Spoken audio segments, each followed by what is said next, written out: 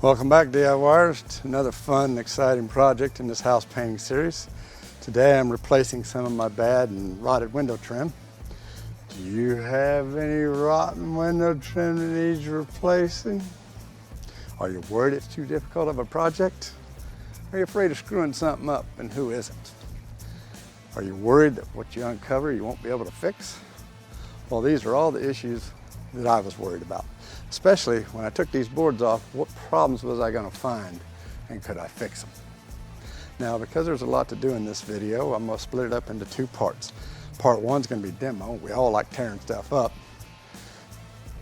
We're going to get to use some power tools and cut new boards to replace them. We're going to paint primer the new boards. And then in part two, we're going to fix any problems we found. Hopefully there's no screw-ups to fix. I'll show you how I nailed my boards back up. And last, we'll caulk everything and call it a finished project. So with that, let's get going and I'll show you how I did it. Now, there's three big issues that I wanted to address or fix when I started this project. One is I wanted to repair bad miters. Two, had a bunch of rotten wood that needed to be replaced. And three, some of the boards were bowing out or tipping out, and I wanted to fix that. And since this is a DIY project, you know there's going to be some mistakes, and I'm sure there's going to be plenty in this one for me to show you. And I'll show you how I fix them. And speaking of mistakes, if you like watching these videos and seeing how I screw things up, and we all know you like watching them and seeing what gets screwed up, hit the subscribe button down below, and the bell notification, so when the next video comes out, you can watch me screw some more stuff up, and I can show you how I fixed it. And if you've been eyeballing this t-shirt, I'll have a link down below to my Etsy store where you can go purchase a shirt and also help support the channel. And so for those of you that are joining us for the first time, the siding and the wood trim that I have on my house is an LP Smartside, which means it's a wood product. Wood product that likes to rot. And with that, let's get to work. All right, so the first thing in this project we got to do is determine how to figure out if the wood's rotten. Two, figure out how to use this miter finding jig and thingamabob. And three, figure out what's causing the problems and fix it. Now for that part, that'll be in part two of the videos. So with that, how are we going to determine if the wood's rotten? Well, simple little knife. All right, we're on the side of the house here at the window. I got my little knife, and as you see, to look at this at face value, it looks pretty good, but that's why you have the knife. So when you stab, hear how solid, it's a solid sound. Hear that? See that? Rotted. Here's a real rotted. Right along in here is good, but up underneath here and over here, that's all rotted. While it looks good here, all this is rotted, see? So that's all you do, just go around to, mainly it's at the corners where it's rotten. In the middle here, it's pretty good. Now I haven't, yeah, see under there? Soft. So a little later on, I'll show you my method of how I'm going to try and eliminate this. Okay, so a couple things before we get started here. One, I went through and marked all the boards as far as left, like this is the kitchen, left kitchen, right kitchen, bottom, top, and bottom. Because as I take these off, I'm going to get them all mixed up, and then when I go to cut my replacements, I'm going to want these as some comparisons. And the other thing I have to do is I have to cut the caulking loose from all the way around. Now, I have to be careful. I don't want to go all the way through deeper than the thickness of the board, which is about 1 inch, because underneath here is window wrap, kind of a tar wrapping kind of a stuff. And I don't want to cut into that because that creates a whole nother new problem. And then the other thing is you got to make sure we get it cut loose from the siding over here real well so you can take it up. And when I do go to take this off, I'm going to use a block underneath, so as I push on the pry bar to pull this up, it pushes down on the siding and keeps it down. Now I'm going to use a couple different knives. I got this one here that's got a roofer's blade on it. It's got the hook that works really well. I've got my Olfa knife that's set to the depth I need over on this side because I need it to go deeper than the thickness of this plus the caulking because I want it to ride right along the trim itself. And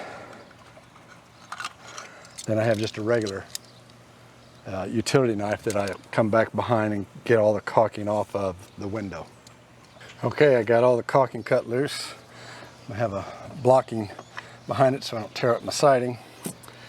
And I'm just going to try and get it loose Hopefully what my goal is to pop the nails up and then pull those, and then I can just pull the trim right off.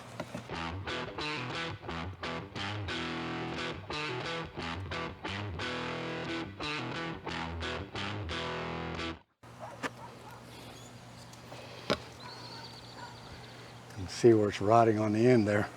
Okay, before we get started on this window, I wanted to show you one of my problem or hidden areas as to what I was talking about. Along this bottom window here, the caulking has pulled back from the window itself. Now I'm assuming it's because the molding itself is tipped. Now the question is it tipping due to age and rot and the wood's expanding, or is there something underneath there that's causing it to tip?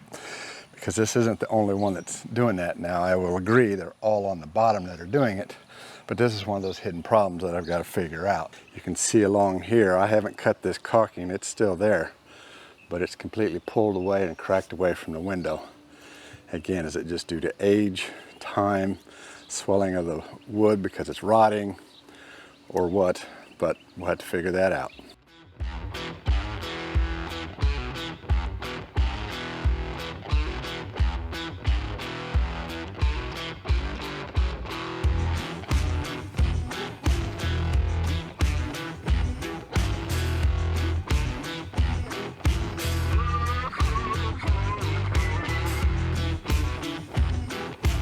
All right, I got these window trim boards off, and there's a few things I want to show you that need to be addressed. Well, one of them definitely needs to be addressed, and the other two, yeah, we should. So let me show you that. First thing I want to show you is just how cheap these aluminum windows are.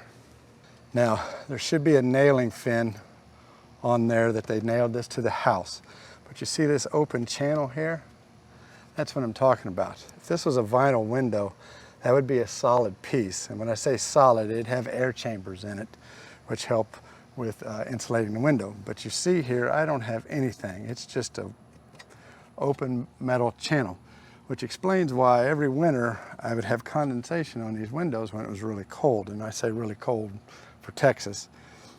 And for the life of me, I couldn't figure out why, because I thought these were insulated windows. Well, we just found out they're not. So that's how cheap these are. You know, what would it have cost to upgrade to a little better window? $100 a window. I got 6, 7 windows, 700 bucks. Guess we couldn't afford that. Next is this window seal, or I call it window flashing. Basically, it's kind of a rubberized tarry tape that you put over, and it helps seal the window so water can't get in behind it. Well, I like that they put it on here, but the issue is they didn't put it on the window. So underneath here is a piece of the LP Smartside trim. I think it's the 5/8. So they put that on here so that the trim board itself would be offset and set above the siding. So they put the tape over this, it goes down and under. Okay, that's great. But then they're relying on the window trim as their water barrier, which we've seen has failed. So as you can see here, there's no flashing down on the window itself. In fact, this is kind of loose, makes you wonder if it's even nailed in. So we definitely need to address that. For all I know, I got water running down in here and rotting out some more of the wood that I just can't see. So I'll definitely have to fix that. And the last thing I want to address is the warranty on this siding. Now remember, this is a contractor that built this house. They build them for a living. They're the professionals. And back in the video that I did on LP Smartside, I went over their warranty, and it said any cut edges had to be primered and painted in order to keep the warranty. Well, I ask you, does that look like it's got primer and paint on it? No, I do not think so. Hence the reason it rotted. I've got the same thing on the edge here. Like this one here is a cut board. There's no primer and paint. Now this one is, but that's because it's the factory edge. So even if I wanted to go back onto the company for this siding, because it rotted, I couldn't. They'd come out and they'd go, well, it's installed wrong. Nobody primer and painted that edge. We're not covering it. So sometimes it just pays to be your own DIYer. So there's one other thing I want to show you, and that's how I get this caulking off. I get the old caulking off of the house and those trim boards and everything. And back in the video where I did the repainting of my entry door jamb, I showed you how I took an ordinary putty knife and made it into a razor sharp scraper. Well, this is where it comes in for another use and works really slick. Let me show you. Now, as you can see, I got caulking along this edge. And since this is so razor sharp, it gets right in there really easy, slides right down that wood. Then what I do is I come in back behind there and go along this edge and take it off.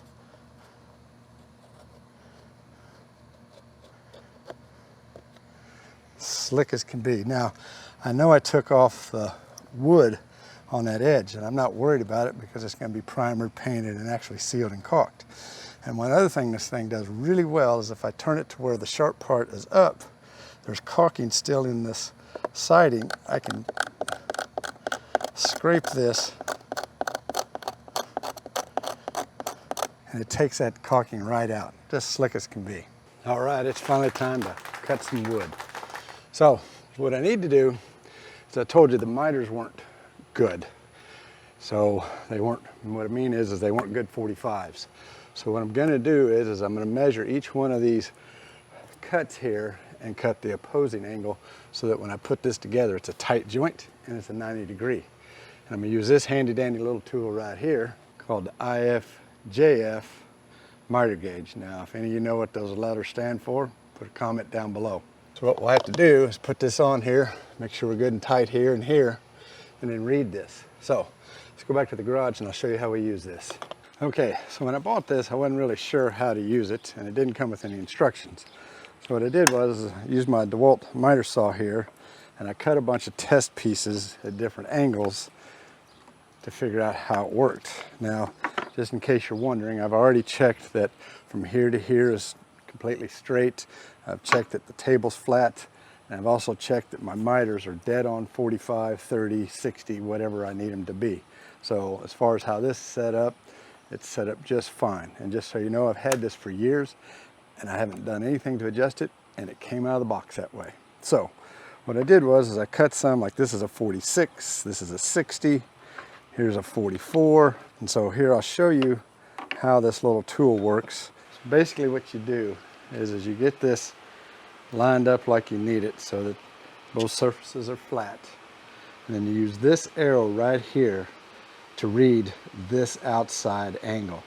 This one's supposed to be a 60. It looks like it reads about 59 and a quarter. This one here's supposed to be 30, and it looks dead on. One more here, 46. Again, looks dead on. All right, now that we figured out how to use this, I'll go back, take some measurements, and we'll come back and cut some test pieces. Okay, with a little finagling, I got this just as perfect as I'm gonna get it. As you can see, that is very tight. Now, what I did was I used the board that I took off of here. That's why I saved these. That is as close as it's gonna get. And then I have these little clamps here that hold it in place so I can do some other stuff. And the other thing I did is I made a back bevel cut of 4 degrees, because if this board here, while it's cut at this direction, if it's cut just a little bit like that, when I slap my other one against it, it's going to hold a gap. So if I back bevel it, so if this is like this and mine's like here, it'll come together real nice and tight. So now all I have to do is cut the real one. Let's go do that. Okay, so I got my 16-foot board here, and this is a nice thing about a double compound sliding miter saw, is I can not only do this way, but this way. And so I've already got this preset to that board. I didn't want to adjust anything until I get this one cut and get it up there. And so we'll cut this and move on.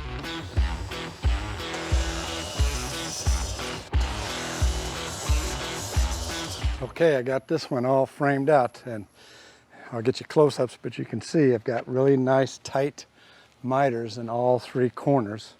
These here are just little miter clamps. I wish I had some what they call clam clamps, and if you don't know what those are, I'll have a link down below and you can look at them.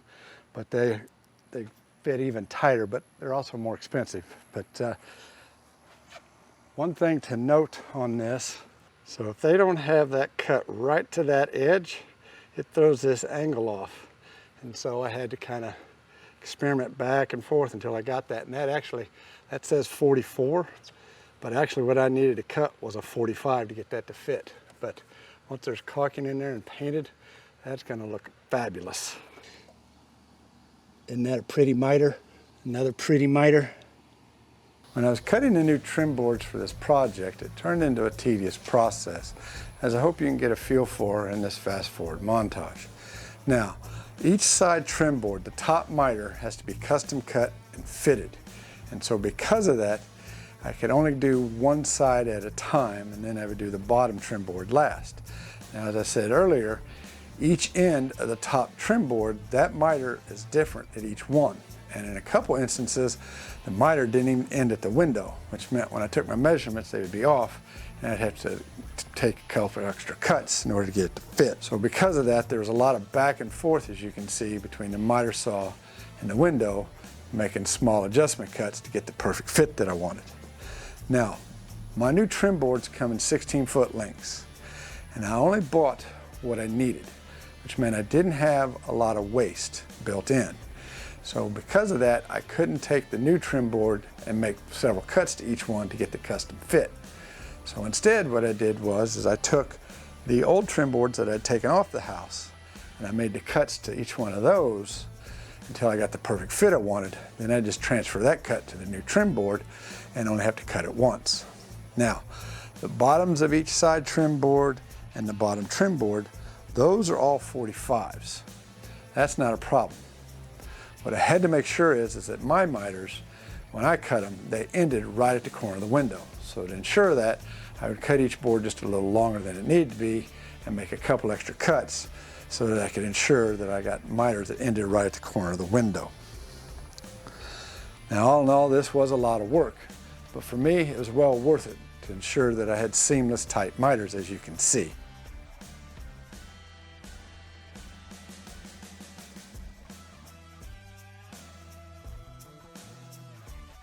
Okay, I'm on my last window, and I come across a little problem. Almost every window that I was making the new boards for, and for once it wasn't a problem I created. But when I got down to this last window, I couldn't ignore the problem anymore, and that's what I was doing on the others. And it has to do with this spacing right here. So here's my new board. I've got it cut, and as you see, it doesn't want to fit in there all the way. It's because this gap right here is non-existent for much of the siding. So this is on whoever put the sidings up mistake. They butted this too close. And if you go to the manufacturer's website, you've got to have 3/16 inch of a gap here for expansion and contraction. Now, you don't have to have a gap at the tops where the miters meet, but you do here. And so on all the other windows, I was having, some of them were getting tight, but I could get them in here. This one is so tight that I can't get it all the way down, and especially on this other side over here, I couldn't get it in at all. I had to it just would not fit no matter what I did. So why is that? It's right here. This board, the old board, is actually 3 7/16, whereas the new one is exactly 3 1/2. That's 1/16 of an inch. And the fact that they made this too exact is just enough to cause this problem.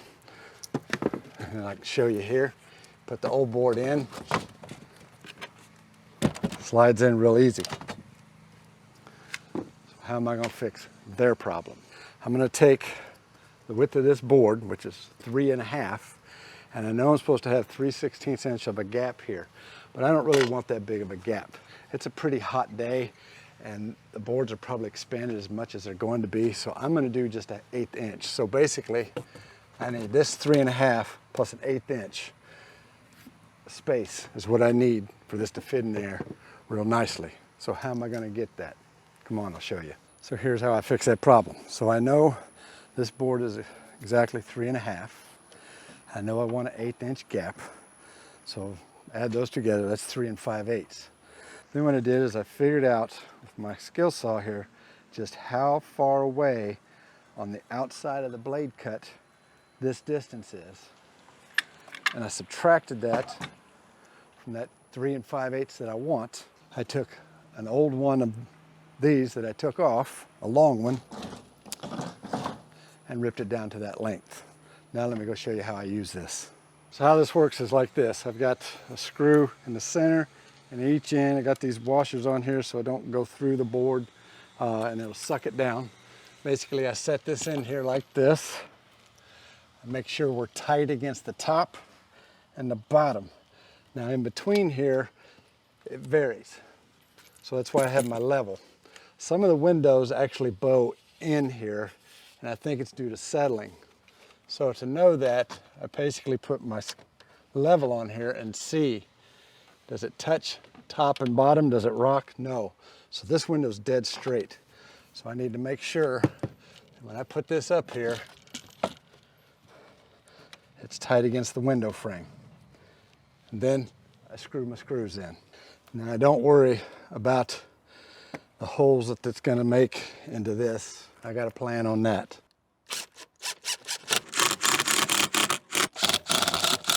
Okay, so next I make sure the depth of my blade is set correctly.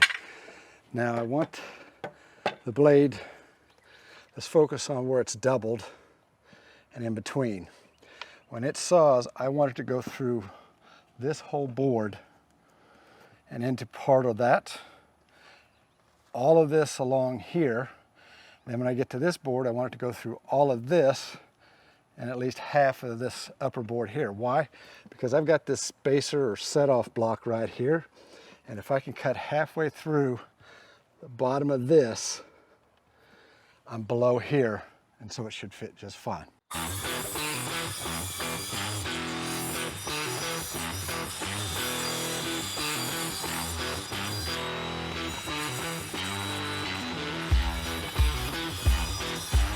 So as you can see, I go all the way through. At right about halfway mark, it stops going through, but it's below that spacer block. And it cuts all the way through here and halfway through that one. Now, you know, being OCD like I am, I'm gonna take my multi-tool and clean this up. But if you wasn't so OCD and didn't care, you wouldn't necessarily have to. All right, moment of truth, let's see how it fits. Now, up here, my saw won't reach because of this board being in the way. And so with that, I'll have to scribe and use my multi-tool. But let's see how it fits. Beautiful. Tight, miter's tight. I got a gap in between.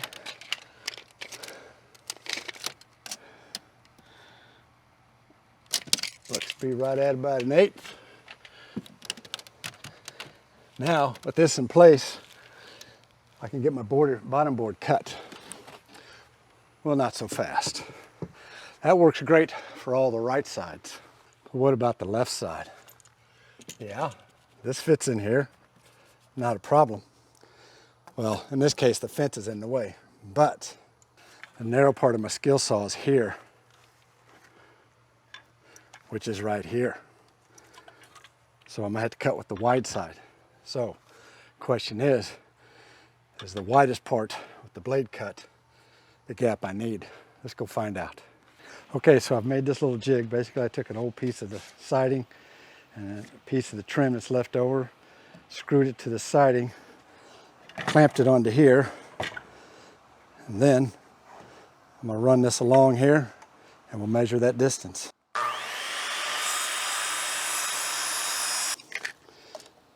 As you can see, to the inside of the blade,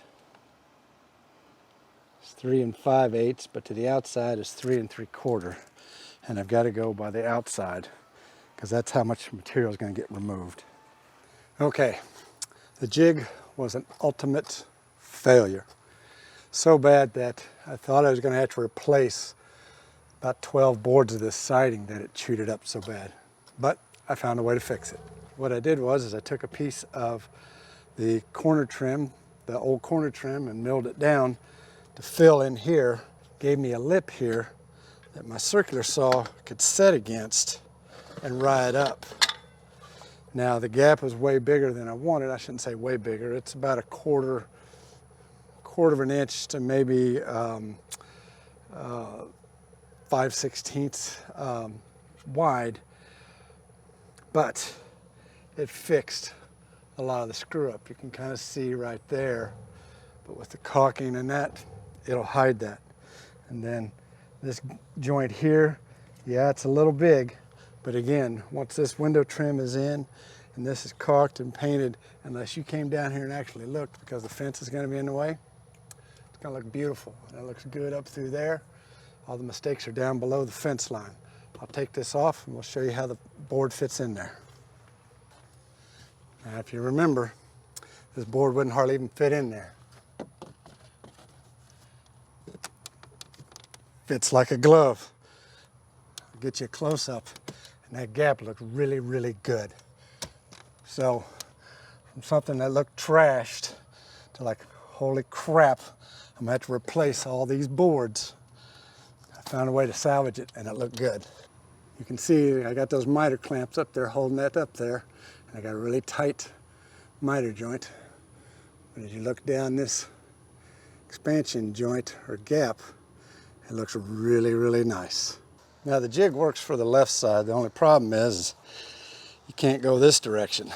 So you have to go like this. Now while it's not advised, you proceed at your own risk. Just realize you could chop a finger or worse, something else off. So you're on your own if you do it this way. Just depends on how comfortable you are.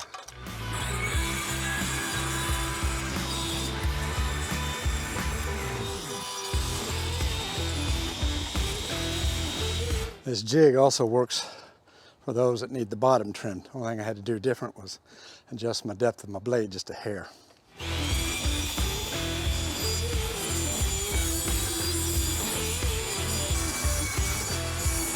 Okay, we're on to the rot prevention section of this, and you guessed it, going to my old standby Peel Bond primer, and I'm going to use a 2-inch Purdy paintbrush to put it on. And oh, the little DIY Zone canvas you see behind you is now available at my Etsy store, along with the t-shirt I'm wearing and some other designs. If you'd like to support the channel, pick you up some merchandise. So I'm going to primer and paint all exposed cut edges, and what that means is every miter that got cut is an exposed edge. So I'm going to put the Peel Bond primer on those edges. I'm actually going to put them on pretty heavy, and the sides and the front face come primered from the factory, but as an added protection, I'm going to go ahead and Peel Bond primer the edges anyway again. And then the other thing I'm going to do that the manufacturer doesn't say you have to is I'm going to primer and paint the back side of these trim boards that aren't exposed. That way, if any rain happens to get in behind there, it's going to sit against a painted surface and not raw wood and allow it to rot. And then when it comes to the windows, the same thing. The top trim where the miter cuts are, you can see, didn't get any primer put on them. So I'm going to primer them real heavy again with this Peel Bond primer. And all the exposed edges of the siding are going to get the same thing as the Peel Bond primer. Now on the bottom edge, not all of them got cut when I was having to trim the sides to make the new boards fit. And so because of that, some of them, the rotted spots didn't get cut out. And so what I did was I took and sanded them a little bit to help get some of it out, but I wasn't able to get all of it. So to help with that, what I'm going to do is I'm going to put 2 coats of this Peel Bond primer on the bottom edge to help try and protect that even more from further rot. So did you keep track of how many different shirts I wore in this part of the project? It was 5. I had a red one, a blue one, a black one, a tan one, and this green one you see me wearing right now. So what would I have done different in this part of the project? You know, part 1 went really, really well. And probably the only thing I can think of that I'd have done different is I'd have probably gone through and trimmed the siding boards first before I started custom cutting the new ones to fit. Might have saved me just a little bit of time. But otherwise, this part went really, really well. And with that, that ends part 1 of this project. Be sure you come back for part 2, where you see me fix the problems I encountered and you get a look at the final project. And so until then, happy DIYing.